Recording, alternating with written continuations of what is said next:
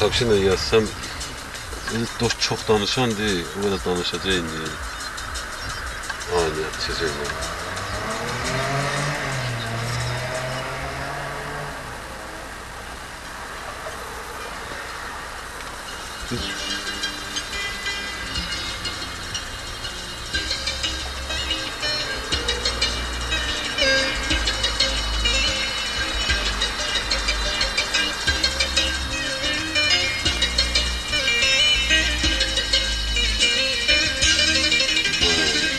Aparılır.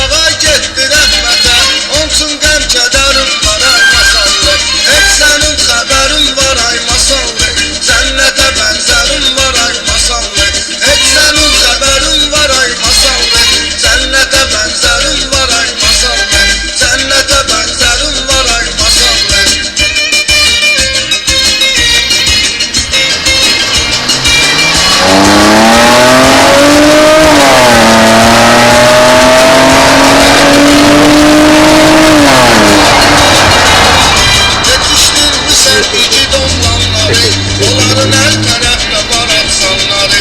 Dur ey ağamet böyle düşmanları. Gücüm var, hünerim var, ay masallı. Bu da motor düşüyor. Ben de bağlanırım. Yeter mi? 3-2.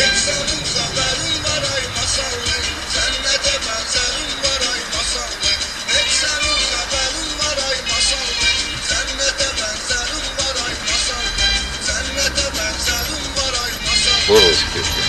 Boşuna düştü. Yani bu arada çıktı, boşuna düştü.